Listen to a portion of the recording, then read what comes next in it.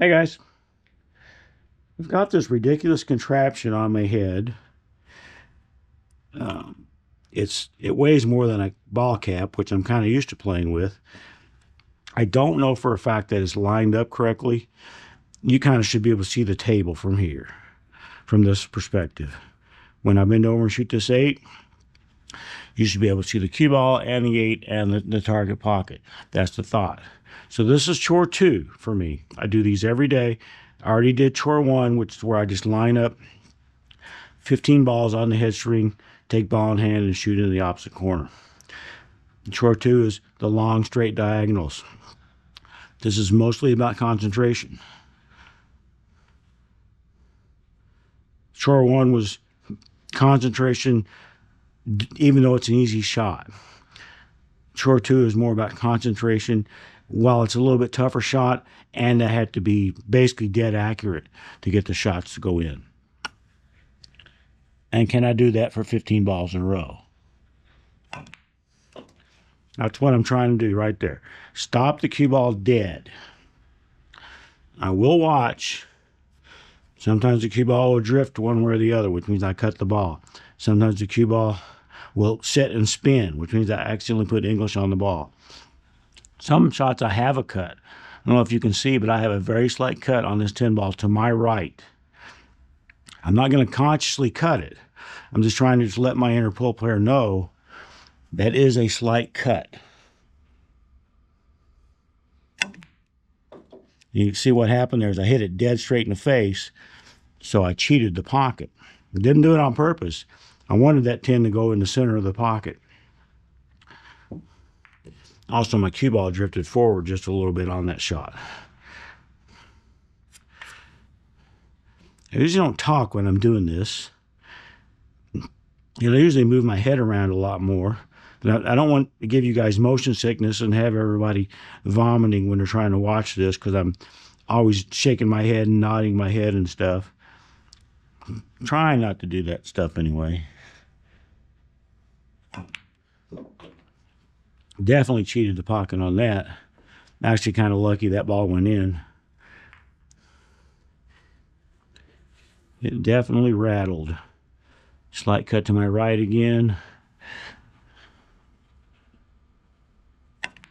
A little bit of bottom on that shot. Not entirely sure why. Didn't do it on purpose. Not good enough to be like drawing the cue ball back in the scratch in his pocket in this case. Or follow forward. Follow the 12 in. Not what I'm trying to do. I'm just trying to hit a stop shot. Slight cut to my left.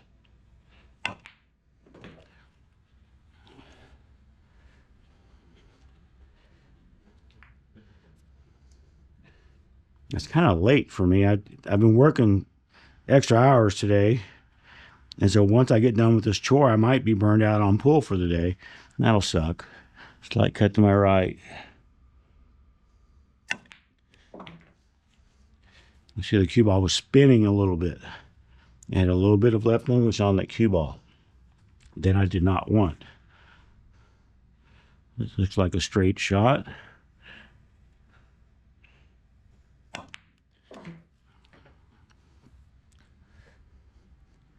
I'm going to get to a certain point, usually about halfway through these chores, where I kind of feel like, well, heck, I may never miss this shot again for the rest of my life.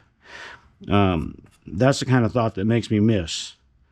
So I really have to watch getting overconfident. Even though I've now shot this several times, and daily, several times daily, it's never going to be easy for me again. It was easy for me 30 years ago. But it's not anymore.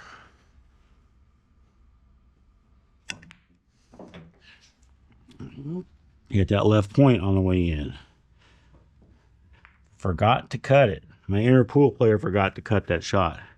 It needed a very slight cut. This 9 looks perfectly straight into me.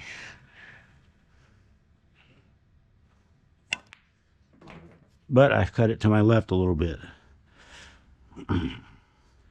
Not on purpose. The only thing I'm doing on purpose is hitting a stop shot dead center of the pocket. Anything else is an accident for this particular chore that I'm doing.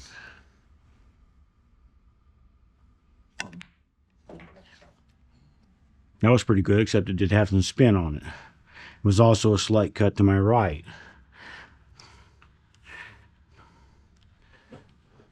The shot looks dead on.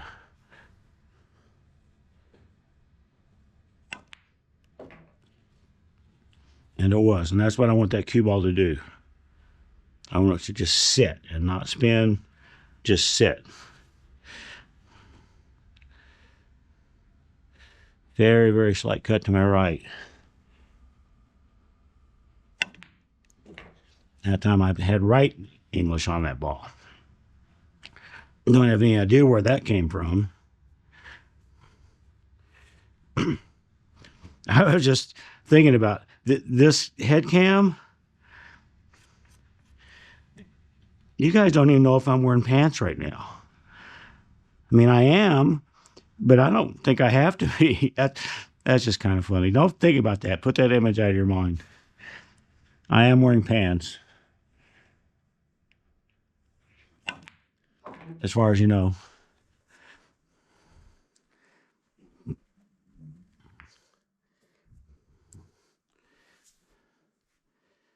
You're down to the last couple of balls. I always try to take a little bit of extra time, because this is about practicing the pressure of almost getting done.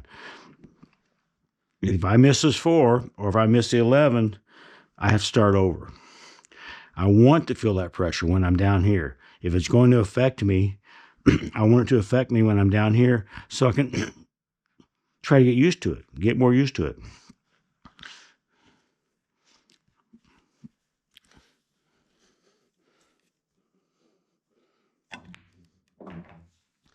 And definitely for the very last ball.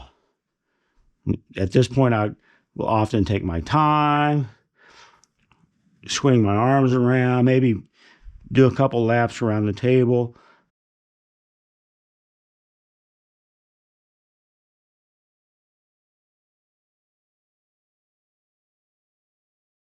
Excuse me, I'm coughing, so I'll mute that out. Hopefully that wasn't an omen that means I'm going to miss this shot.